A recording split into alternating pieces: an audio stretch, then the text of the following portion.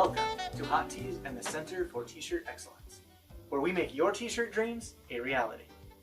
Normally, we would bring our custom apparel experience to you, but since we can't be on site today, we have created an online store that will be available for the next 5 days.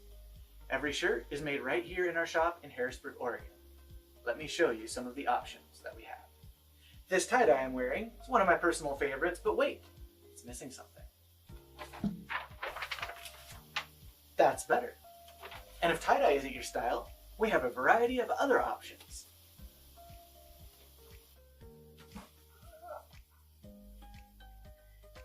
And we even have jackets and hats. Some say what we do is a little bit of magic, but to us, it is just part of a normal day. We hope you will shop with us online at hotteesapparel.com/Mount Hood Jazz. What began in a small workshop in the Sellwood area of Portland over 75 years ago has now grown into the largest piano dealership in North America. For 4 generations, one Portland family has been honored to serve the piano needs of musicians, schools, institutions, artists, and music lovers throughout the Pacific Northwest and beyond. This is the evolving story of classic pianos, and the story of the Eunice family, a family steeped in the love of pianos. It all began when Maurice T. Schuster, a violinist with the Portland Symphony and piano technician, opened a small piano shop that specialized in tuning, servicing, and restoring vintage pianos. Within a short time, his reputation as a master piano technician was well established and the business grew steadily. The growth continued, culminating with bringing his grandson, Maurice Eunice, into the business in the 1970s, nurturing, coaching, and cultivating Maurice's love of pianos and piano restoration. After his grandfather's passing, Maurice continued in the piano business, eventually opening and growing a successful piano retail showroom in Portland, and then selling that business to a large national chain. In the early 90s, Maurice began serving as a piano and promotional consultant assisting piano dealers, and in early 2001 opened another small piano showroom in Portland with his son Brian under the name Classic Pianos. Soon Maurice was joined by his other sons, Aaron and Taylor. Since that short time, Classic Pianos has grown into the largest and most awarded piano dealership in the U.S., with 7 showrooms throughout North America, including Portland, Seattle, Denver, Albuquerque, Las Vegas, Boston, Anchorage, and now serving all of the Hawaiian Islands.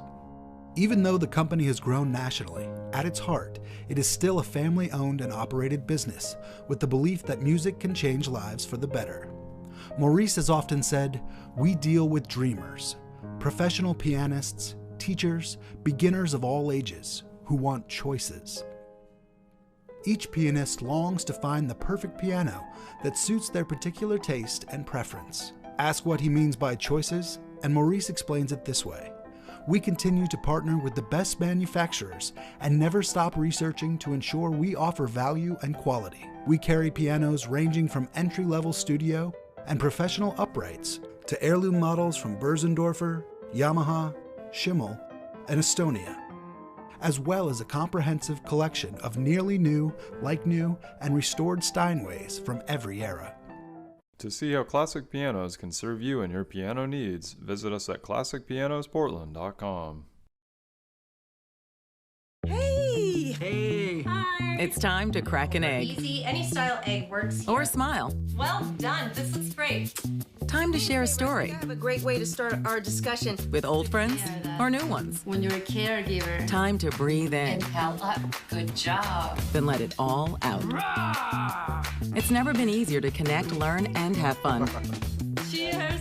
So let's do it together. Come find us at aarp.org/near-you. Hello, my name is Roland Andrews, Vice President of AARP. And on behalf of AARP and our AARP Oregon team, welcome to the 2021 Mount Hood Jazz Festival. As you know, jazz is a uniquely American art form that is deeply rooted in the African American Black tradition, culture, and heritage. But more importantly than any of that, jazz is just food for the soul. It provides a measure of peace, it can provide a measure of comfort, and it can provide overall healing in a time like this when we need it most. So, what I want you to do now is just sit back. I want you to relax and just take in those smooth, comfortable, cool, healing sounds of American jazz. So, on behalf of the organizers of the Mount Hood Jazz Festival and your good friends and wise defenders at AARP, welcome to the 2021 Mount Hood Jazz Festival. Thank you and enjoy.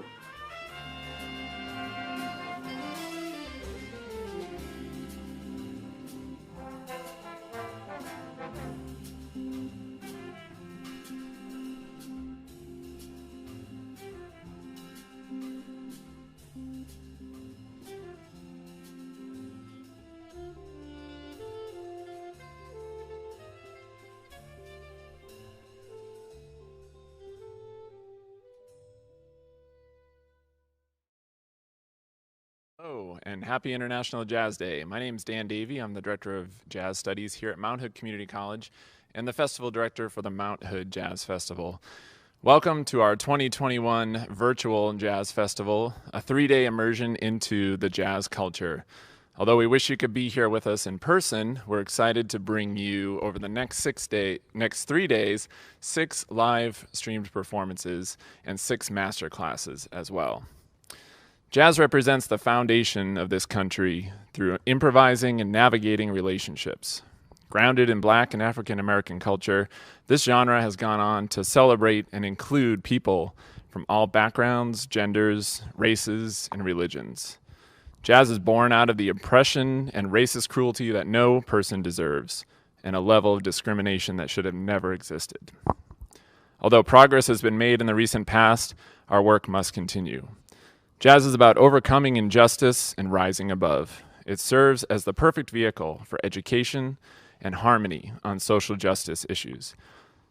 At the Mount Hood Jazz Festival, we take pride in bringing music of these values to you through live performances, education, and our annual festival.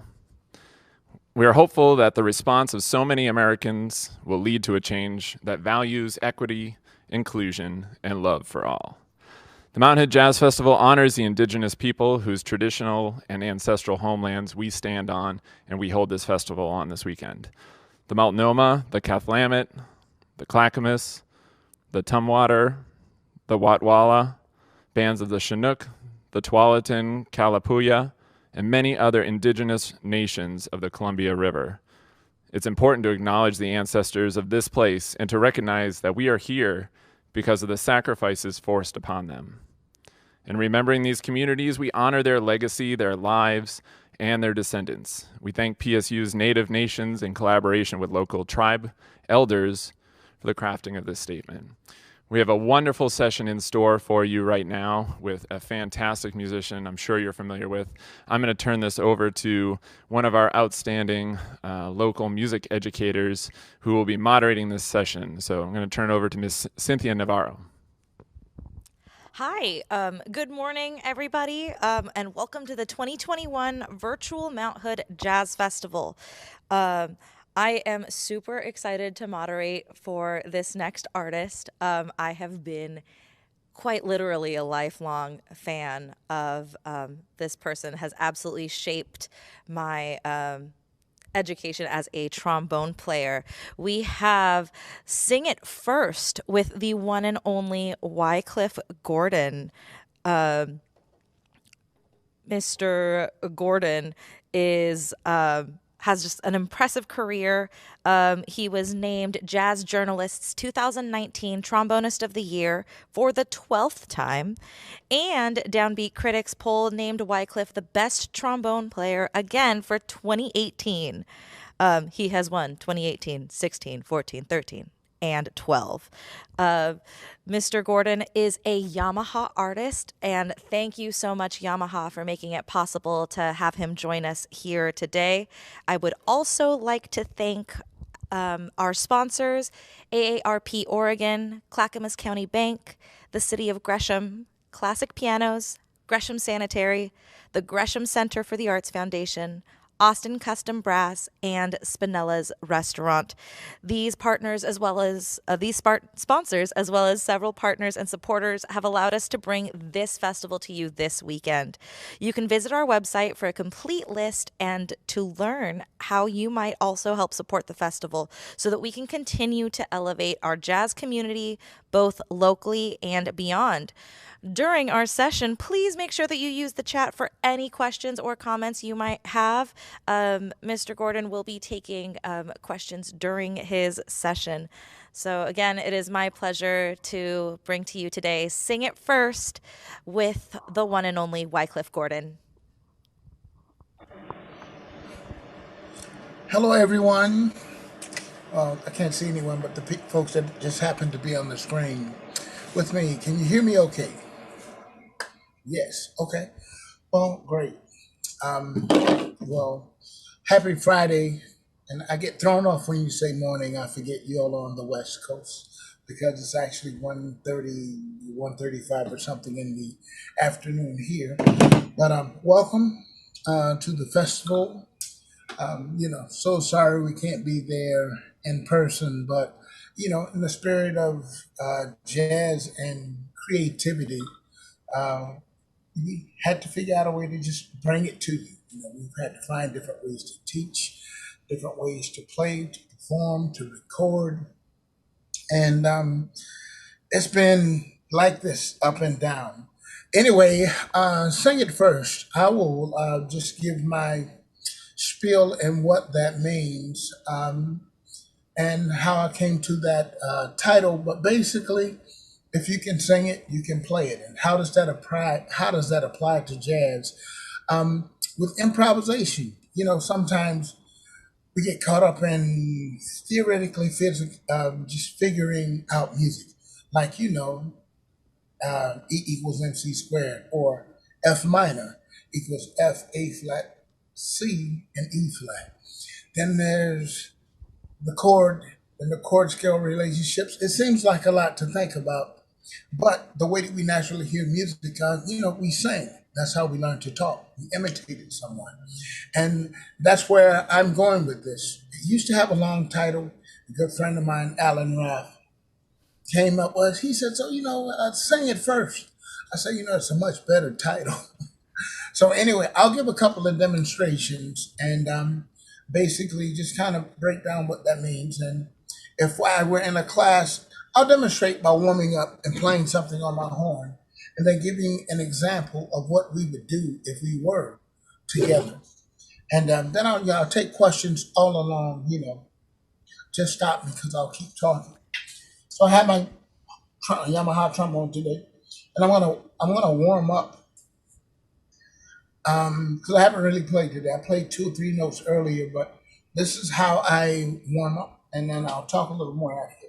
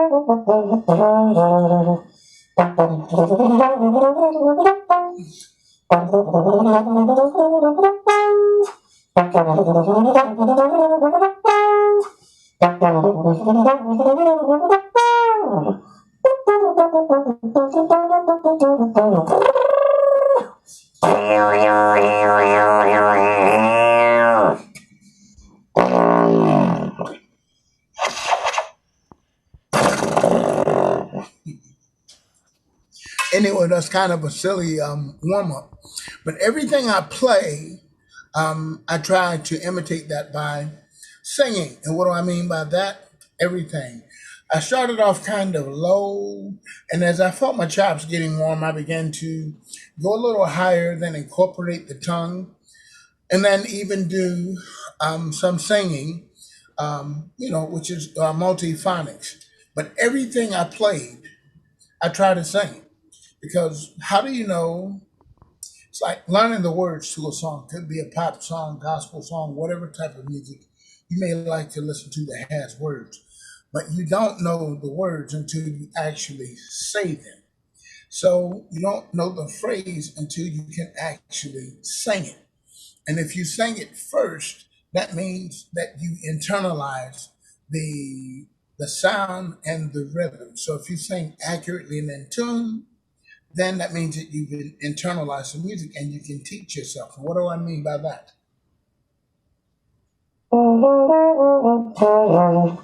Do, do, do, do.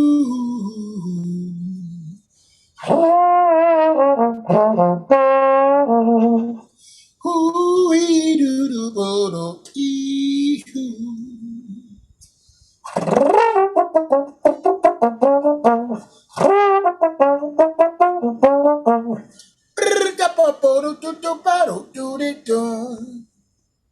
If I were in class with you, I'd tell you or ask you to sing something.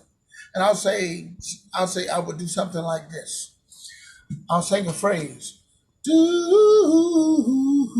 then ask you to sing it back, and you would go. Do, then I'll say. Do, do, do, do, do, and then you would say. Do, do, do, do, do, do, do, something like that. And then I'll do something like this and tell you to sing it in time. I'll give it a tempo. We'll do like a bar phrase. I'll sing a phrase and then you sing it back. Bum, bum, dum, dee, down. You would sing that. So where the put it bum bum. You where the put it bum bum. Ooh, wee, then ooh, doo, doo, bum bum. Do do do dee bum. And you sing it back, right? And then I'd ask you, well, what key am I singing in? And somebody who has perfect pitch may say B flat. Most people probably would say, I don't know. But the thing is, it doesn't matter. If you sang what I sang, that means you imitated me, you heard me, and it didn't matter the key. So just like when you're improvising, it didn't matter what the key was, but you made music. So oftentimes I'll get students that will ask me how to do certain things. I said, so you sang what I sang. Now I want you to play what I want you to sing what I play.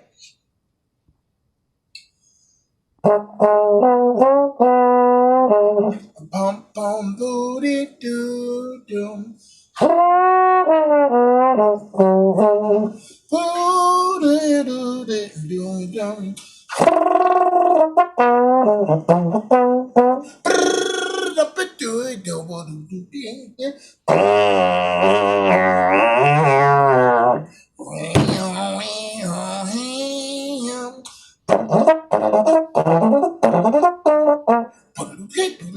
Now, and even if you don't get the phrase, if you don't sing it correctly, when I start playing things that are a little more difficult, the sound starts to thin down.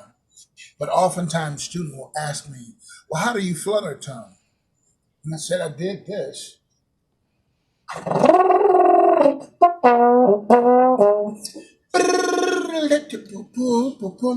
Without thinking about it, not the mechanics of flutter tonguing. You heard it and you imitated it. You didn't think, how do I make that happen on a horn? How do I make that happen musically? You just imitated the sound, the same way that we learn to speak. So you sing it first. Doesn't matter the key, doesn't matter the position, doesn't matter the chord change, doesn't matter any of that. But if you come close and eventually get to where you're singing it accurately and in tune, then it's like, okay, that's where the music happens. This sound here.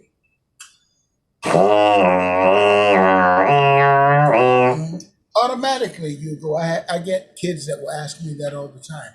How do you make that sound? But I'll play it and they go, wee, wee, and they may sing it up the octave. And I always tell the fellas, I'll play up high. And I say, and you know, sometimes we want to be cool musicians and not sing, you know, we sing in our cool voice. I said, no, I tell the fellas, get in touch with your feminine side, ooh, and sing high. And then I tell ladies that get in touch with your masculine side and don't do do dee dee don't. And you know, some of the ladies they hit those low notes. I said, see, that's great, because if you're not afraid to try it singing, then you won't shy away from it when you're playing on your instrument. I mean, I'm playing a trombone, but it doesn't matter what the instrument is. And so, and that's kind of the spiel. I wake up, I sing all the time. You want to work on your double tonguing? Anything pedagogical, sing it. Sing it first. But I'll demonstrate, then I'll sing it.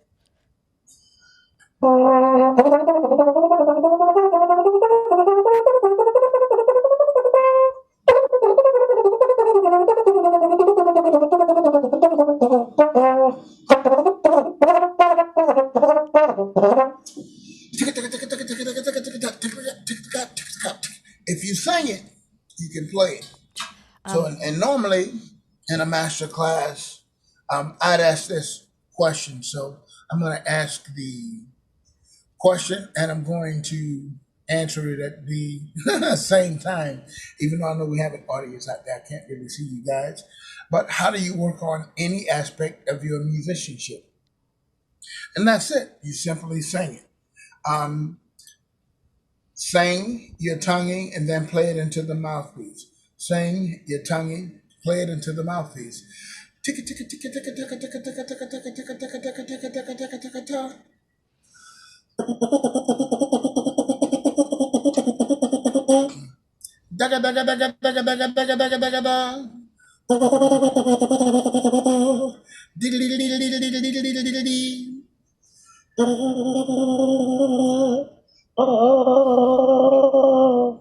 So if you want to work on some aspect of your musicianship, even saying that. And the thing is, if you sing it, you're working on music. Because a lot of times we pick up our instruments, what's it, trumpet, trombone, oboe, flute, lute, saxophone, violin, it doesn't matter. Even percussion instruments where you're not, you may be playing with your limbs like, you may be playing rhythms, but if you can sing the rhythms, you can train yourself to play them. But if you sing it, that means if you can sing it, that means it's in your body. So I say sing it first because I want you to try to sing something sometimes before you play it. And especially as it pertains to jazz, if you want to learn a solo rather than trying to figure out, man, what is J.J. Johnson playing? What is Louis Armstrong playing? How did Benny Goodman do that? Try to sing what they did before you play it. Because if you get it in your body, then you can work it out on the instrument. Because the instrument is what? An extension of what? Our voices.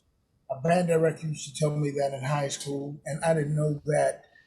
I believed him, but it became very obvious after I started, singing. And the more you practice singing, the better your voice. Singing helps you with phrasing and everything. So that's kind of my spiel on Singing it first as it applies to pedagogy and as it applies to jazz. You have to get the pedagogy because jazz is just what? It's a language, it's a style, but you have to master mechanics of playing, the instrument. And you can do that by singing. And I'm sorry, the last thing I'll say before we take a question is my question to you would be, what is the most difficult thing about practicing? I ask this question all the time. What's the most difficult thing about practicing? I'll get answers like, knowing what to practice. Yeah, that's difficult. Knowing how long to practice. And I get all these philosophical answers, but the answer I'm looking for, the most difficult thing about practicing is simply getting started. Why? You have to find time to practice. You have to find a room to practice in, then time and a room that coordinate. And there's so many. You have to take your instrument out of the case. That's the first thing. But singing, we go to sleep with, and we wake up with our voices every day. So even though I may sound a little groggy in the morning, I'm always humming something or maybe singing something that I'm working on. So anyway, I'll stop there. And I just I want to encourage you to work on your singing, whether you're doing an excerpt, may sound funny, but if you can sing it, it'll help you with everything from reading, phrasing, and all of that. So I'll stop now and maybe take a question. Yeah, Question or absolutely. two. So we have a question from our YouTube live feed from Victor. Victor asks, what inspired you to play and get where you are? Get where I am. I don't know where I am, but what inspired me to play? I grew up in a household with music. My father played classical piano. He studied classical piano and he played in church. So at home, we heard classical piano music all the time. He had an upright grand piano with a reel-to-reel recorder on it, and he put speakers in the room, and we would hear Mozart, Beethoven, Schumann, Schubert, some of his favorite piano music, and that's what he studied. The practical application of his musical skills took place in church. He played the piano and organ for church, so we heard a lot of gospel music growing up. And so music was just kind of in our household. And, my dad tried to get us to take piano lessons or learn to play the piano at age 5 or 6. But it was hard to go do, do, dee, do, do, do, dee. And when you hear all of the boys outside, either playing football, shooting marbles, or something we did back, in those days, it's like, I don't want to do this. And he didn't make us take lessons, but then age 11, I took piano lessons again, along with my sister Karen. And at age 12, well, my brother Lucius, who's a year older than me, he was 13, and he went to junior high school and chose band for the electives. And the band director suggested that, he take trombone. And his parents got him a trombone one day. And I come home from school and I saw it in the case. And I was like, I want one. And that's kind of where it started. And I fell in love with playing. Actually, I originally wanted to play drums. My parents said, under no circumstances, and absolutely not. You all make enough noise as it is. So I didn't get the drums, but I begged and pleaded till they got me a trombone. And by my second year playing, I really, I always liked music. And I was taking piano lessons at age 11 and 12. But after my second year piano lessons, I discontinued. I continued to play and for my youth choir in the church because I could play by ear. But piano lessons was one-on-one with my piano teacher, great Mr. Foster, and I could play duets with my sister Karen. But once I got in the band, it was like, trumpets and a bunch of trombones and clarinets and flutes and oboes and drums. The band class was like kids. And I just told my parents I didn't really want to take piano anymore. I just started doing band full time. And after playing, I kind of fell in love with I kind of fell in love with making music. And, after about my third year playing, that's when I discovered jazz. But that's initially how I fell in love with it. How I get to now, I stuck with it. I started trying out for the all county band, the district band, then the all state band, and then going to solo and ensemble. In my 11th grade year, I tried out for the McDonald's All American High School Marching Band and made that and was one of 12 trombonists from around the United States. I was by far not the best. All those guys could, really play, but I was always inspired by music. And, I continued, went to college and I met Wynton Marsalis and got a chance to play for him. And a few years later, I started playing with him. And I think I knew by the time I got out of high school, I wanted to major in music. Still didn't know whether or not I would have a career performing, but I was going to study music education, and it just so happened it worked out that way for me. I got the opportunity. I wouldn't say I was. I was pretty. Make sure my phone is on. I was pretty prepared, but Winton invited me to come play at a club he played in Texas called the Caravan of Dreams, and I was really just kind of. I had gotten bitten. I'd become bitten by the bug, and I've always loved music, but I always loved what music did for me and the joy it would bring to me.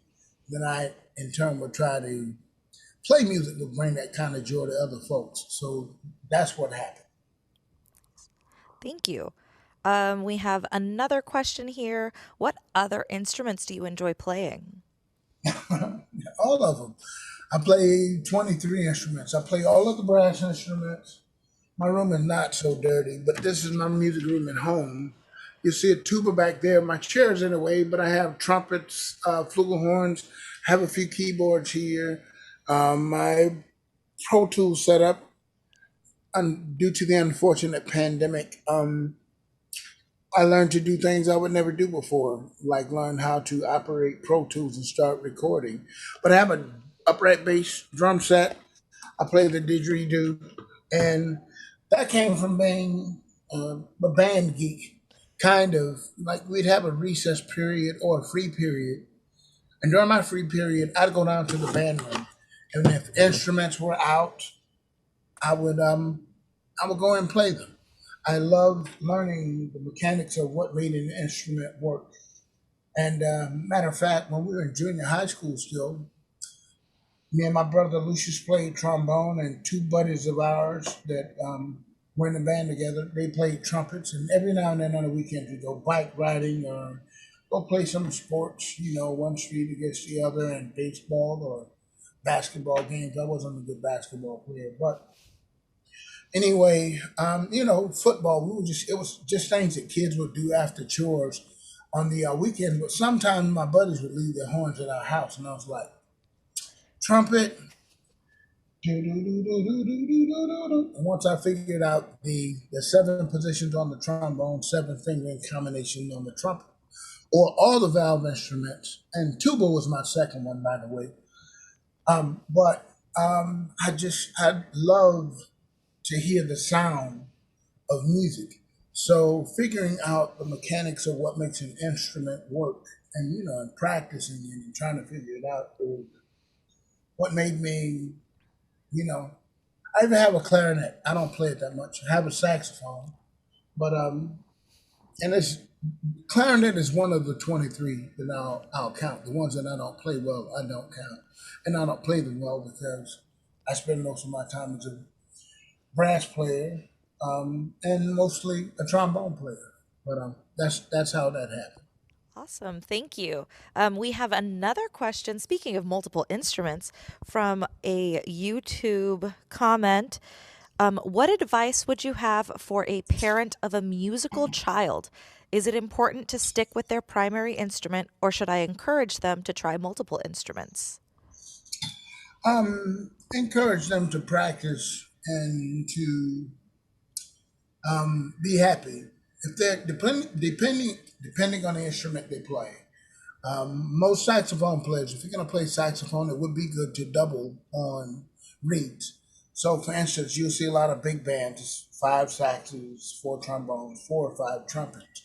A lot of times, the saxophone players may double on clarinet, or they play various saxophones, or they play flute. And if they're woodwind players, the more they the more instruments they can play, the more they create an opportunity for them to get hired.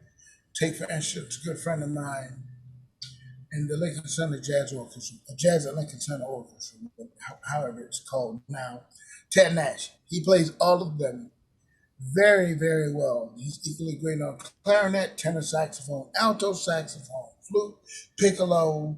What else does he play? And the thing is, so if he gets the call, but he would do Broadway shows. He could read very well. Meaning, when I say very well, like, he came into a rehearsal before we started doing the at that time Lincoln Center Jazz Orchestra full time, and he came in and basically read something that was very difficult. It was like, wow. I mean, and just nailed it. But he's a great example. So the more instruments you play, particularly as a woodwind player, if I'm hired like the guy that plays with my group, the International All Stars, Adrian Cunningham, great clarinetist, great tenor saxophonist, great alto, great flute, great piccolo, whatever he touches is like.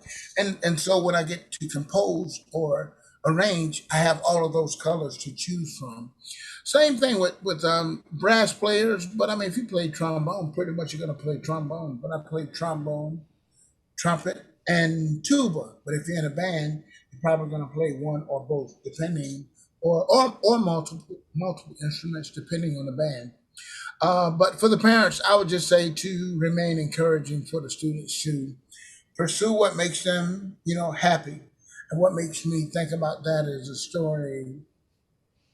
I flew in to do a masterclass or to work with the band that was preparing for the essentially Ellington competition years ago at Jazz at Lincoln Center. And the parent picked me up from the airport to take me to the school.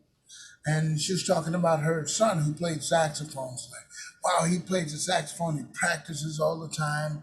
I think he was in the 11th or 12th grade. I forget, but he loves it more than anything else in the world. I said, oh, wow, that's great.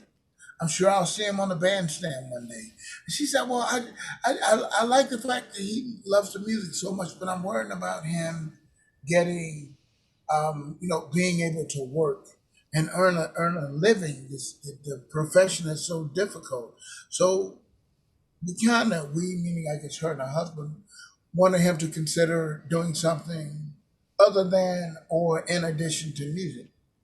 And my question to her was then, well, I would never tell anyone to do. I would never tell anyone what to do regarding their children. But I said, didn't you just say he loves that more than anything? And she said, yes. I said, well, why would you want him to do something other than something that he loves? He loves so much. And I get the understanding. I understand and I get it, the concern. Sorry. I get the concern that parents have about the kids because you want the kids. I have 5. You want them to grow up and do well. But I find that when they're doing something that they love to do, they go after that. They practice, they prepare. And students will ask me sometimes, how do you get in your position? What did you do? I said, I didn't know. There's no template for that. I practiced and I studied, and the opportunity was there. And lots of times, just like how I met Winton, he came to my school. I would travel around and do workshops and master classes, and we meet students and invite them to audition for things where they're going to be around those musicians and professional musicians, because we feel like if a student is practicing and they're playing at a level where they are like semi pro level already, then it's something they may want to consider. So we put them in opportunities, or invite them into opportunities where they're going to be around other students that are doing that, but also the professionals.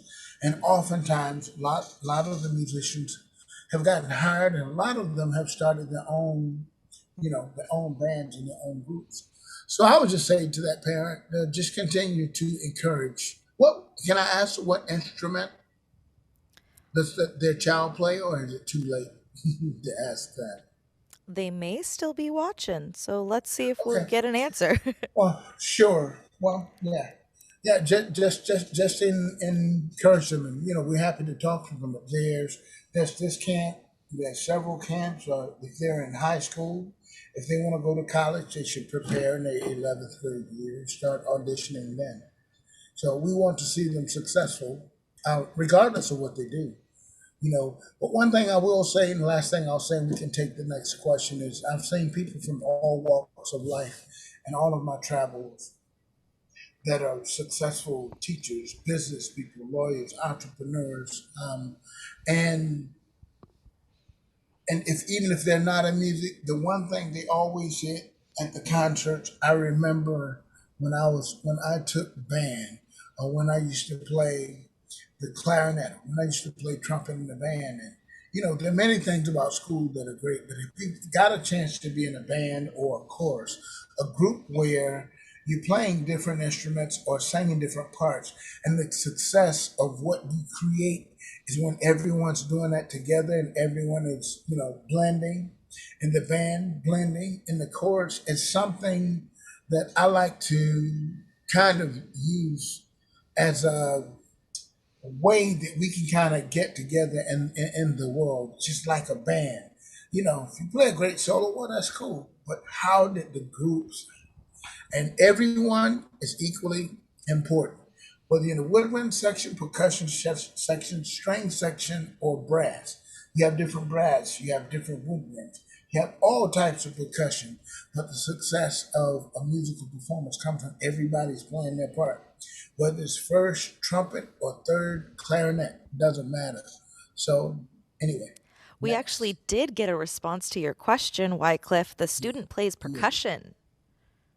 Well, yeah, if they're playing percussion, I'm not sure if they're a drum set player, if they're playing jazz, but if they're percussion, by the mere fact that that parent said percussion, they probably play quite a few percussion instruments. But I would say double. I don't know what percussion. If it's rhythmic percussion, like snare drum, yeah, probably bass drum, yeah, probably. But learn the melodic percussion, like the marimba, so that you get a sense of harmony and melody.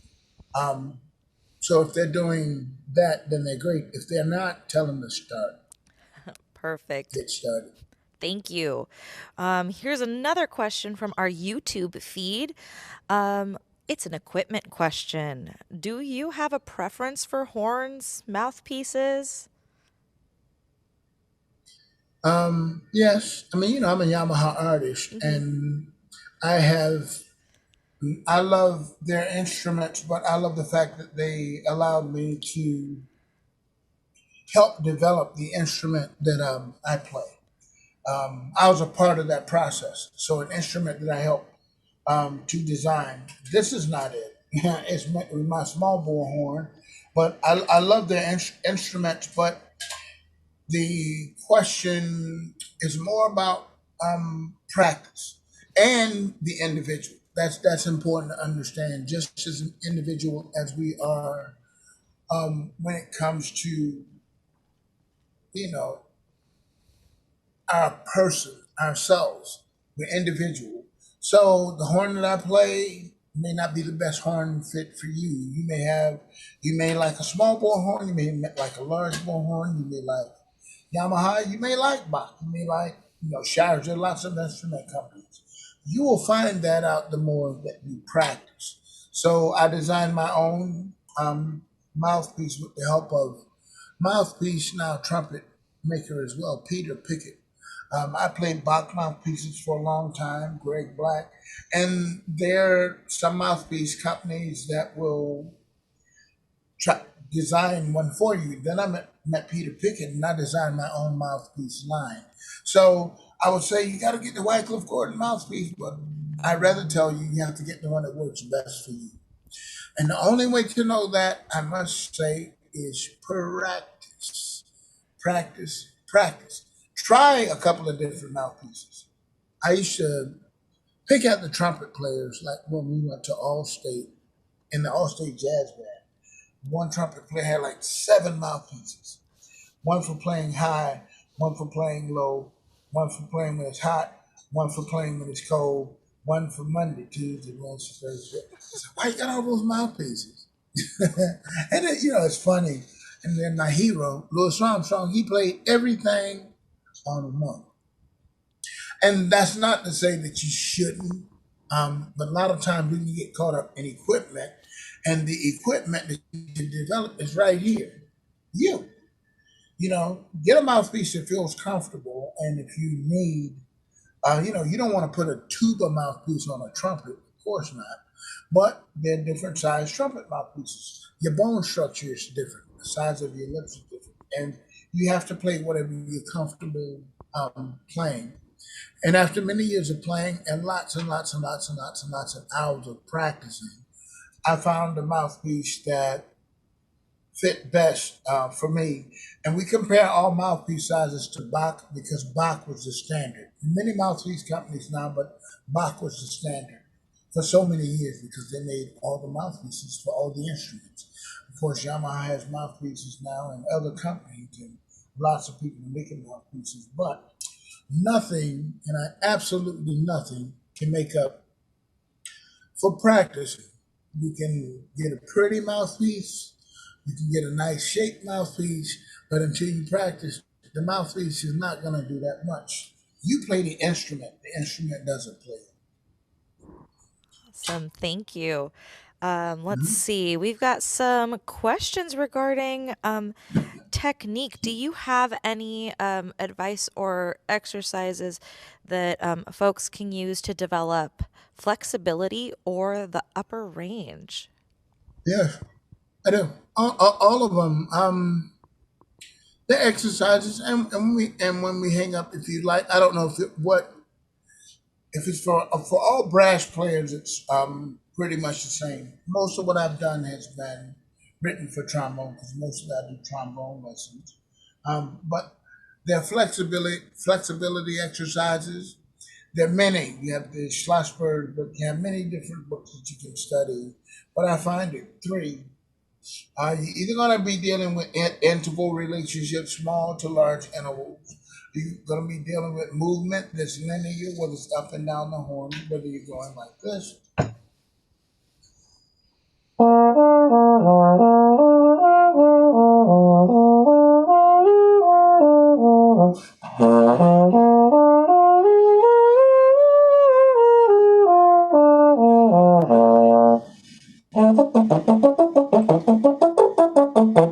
All the way down the horn, or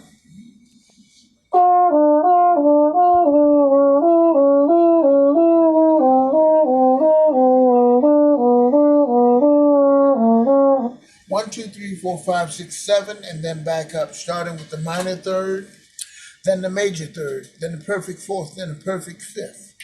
So major third, fourth, fifth,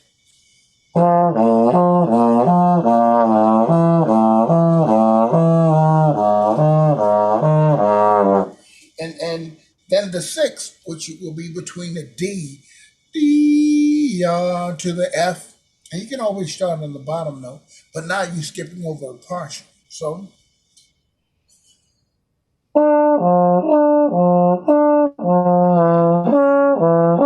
see how you heard that? You don't want any of that there. And I'm happy to send those exercises to someone if you want to send them out to the trombone players or brass players. I think I did some I transposed it for trumpet as well. And so there's the interval studies, then there's the linear studies where you're moving air up and down.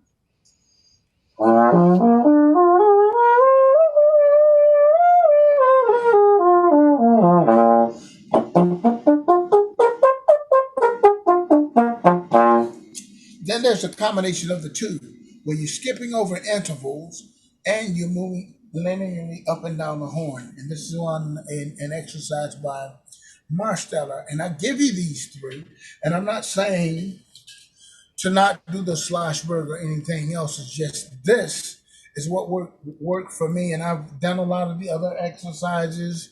I have a lot of the books still. But if you master these three, now I'll demonstrate the last one.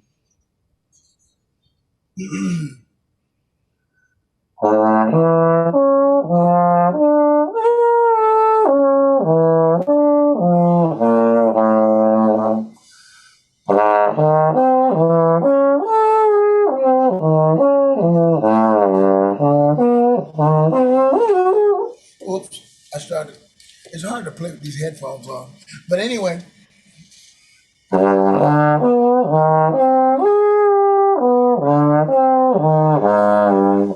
It's so much easier when I can hear the natural sound of my horn. And there's the extension of that exercise. There's two extensions. I'll just do the second one. The first one.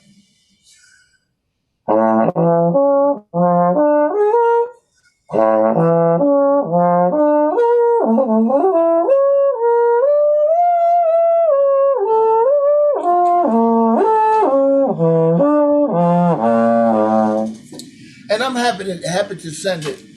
And I would say to master the first two before going on to the third one. And that depends on how much time you have to practice. And I would suggest that you do everything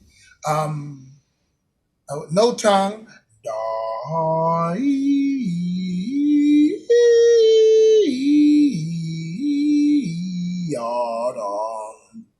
And then do all of your exercises that way. And if you have enough time, then go back and do everything legato tongue. If you don't, do the one with all air and then do staccato tongue. Bum, boo, boo, boo, boo, boo, boo, boo, boo, boo, bum, bum, bum, boo, boo, boo, boo. It's difficult to do very fast. And once you master that, that helped a lot with my control and flexibility. And I want to demonstrate it where you're going from position to one. And I always think about trying to do it in one breath, but practice everything with a metronome. And I really would have to take the time to demonstrate how important it is to do everything slowly and make sure that you have full control of the sound and that everything sings. As far as range, there's a couple of exercises in the Arbonne book. The range is just, if you master playing something on the instrument, you just start moving up in half steps. So if you're playing like this.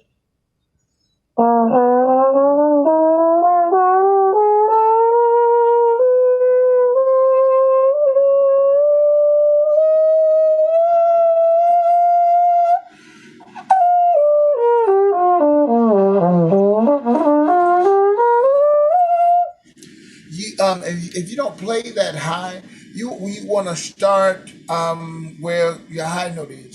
You play comfortably. If that's G, play up to G, practice up to A flat, and it's important when you get to it. Don't do like this.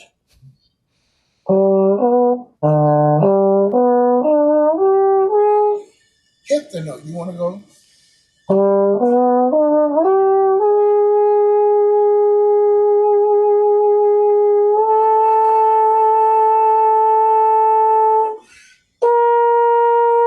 You want to play the note for an extended period of time so you can see what it feels like to breathe and for you to become comfortable and familiar with how you're going to breathe there. It's kind of like going into a place that's like high altitude. Denver's a mile high. We call it the Mile High City, 5,280 feet or whatever. Then you go up to Aspen or to Vail, Colorado, and it's some areas like 8,500 feet. Some areas are closer. If you're going up the mountain, you get close to like out 10,000 feet. The air's thin up there, and you may get a little winded. It's a little difficult to breathe, but if you stay there, then it becomes, you adjust your breathing and how you take the air in, and that's the same thing. Oftentimes, students will say, "It's hard to play in that key. I can't play in that key." It's not hard. All keys are the same. It's a matter of being familiar. Just like when it comes to range. Well, it's hard to play in that range. No, it's not. You just have to practice slowly. If your highest note is an F, then work up to F sharp. When you get to F sharp, hit it and hold it. Get used to breathing there. And when you get tired, take a breath. Take a rest. I'm sorry. Yeah, breath too. You have to. And and that, and you have to do it consistently. It can take about 45 minutes to do just the slurs alone. If you don't have the kind of time to put towards just slurs, then do the all air and then the staccato. But it should still take about 30 minutes. And I'll send those exercises. Awesome. Thank you so much. We've got about 5 minutes left, and I have one final question for you. Sure. Do you have any words of encouragement for musicians who are struggling to find motivation right now during this pandemic? Yeah. Yes. It's been difficult for all of us, but one of our great leaders said it's easy to stand to be happy and to be good when things are easy and everything's great. This is a time to test our resilience and not be tested this way, but we don't have a choice. It's here. I was talking with my students. My last day of classes here at the university was yesterday. We have exams starting next week. This is a time it's a lot of things. There's the pandemic, there's all the social issues that are going on in the world. And I just remember everything shut down for me. My last gig last year was March 6th. And for the first time in 35 years, I stayed in the same bed at my house for more than 3 weeks. And I kind of like it. I love it. I love being home. Words of encouragement, this is the time to get a lot of things together. I mean, and you have to find what we professionals know that music does, what music does, and what we do when we're playing and performing. We want to make the situation better. The world needs music right now. So this is the time, when we're in a time of crisis, music is not gonna feed us. It's not gonna necessarily nurture our bodies. And if you're worrying about, man, what's going to happen, sometimes you can listen to music, but if you're a musician, we have the opportunity to make things better for people. It's just like if people come to your concert and they feel good, they should feel better when they leave. If they feel great, they should feel greater when they leave. And there was a time I used to be concerned about, how did I sound good? Did I play what I was supposed to play? And we want to do that. But there's a bigger picture. When you play music, the success of your concert, everyone has to do their part. And that's why everyone plays an equal part in the success of the music. And the jazz band, from the lead alto down to the bass trombone, third trumpet, it doesn't matter. All your parts, if everyone if everyone does their part, it can really be successful.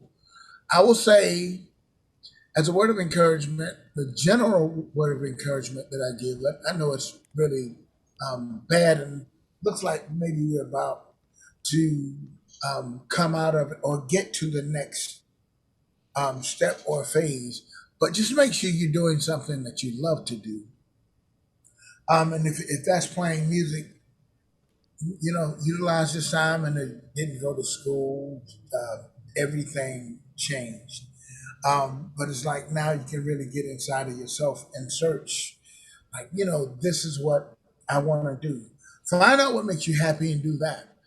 Because even if you don't play music full time professionally, or even when you go to college, you may be the next person to present concerts, or you may become a philanthropist to make it possible where others can bring music and, just, I don't want to say to help people out, but it's a cliched phrase, and music makes the world go round. I'm proud to be a musician. Find out what it is that you love to do and, try to do that. There's nothing like hearing someone say, "Oh, I got to get up and go to work today." You wake up in the morning, it's like, "Oh, I got to go to this job. I can't wait for vacation." Vacation for me, it's probably kind of like work for everyone. I love what I do. I love playing. I love teaching. I love composing. I love arranging. I get to make music, and it's like, and I get to make music with other people. I get to meet students and watch them in their development, and that's really important to me. So, as difficult as it is, if you don't feel like playing music, you don't feel like practicing, put on some music, that you love, because even though it may not nourish our physical bodies, music, I think, nourishes. I take that back. I know it does. It nourishes the soul, and I've seen it all over the world. And as I look back over it, I'm so happy that I chose to do something that I love to do. To that parent that was talking about the student and the story that I shared earlier, if you can just be encouraging, and you may find that you get to college or even out of high school, you may not want to do music, but one thing I will guarantee you, if you take the things that you learn to do in music through repetition, practicing, to master something, to develop something, you can apply that to anything. So, you know, it's a privilege to play music. It's a privilege to hear music. And if you're fortunate enough that you're playing an instrument, or you're singing and making music, continue to do that. We need it. I need it. So that's it. Thank you so much, Wycliffe. It's been an absolute pleasure to get to moderate this session. I'm definitely fangirling on the inside. Um, to those of Well, you who thank you. are watching our live feed and would like to catch the rest of the sessions, please make sure that you like and subscribe to our channel. And we also have a link in our YouTube for supporting the Mount Hood Jazz Festival. Again, thank you so much. Thanks to Dan Davey for having me here today.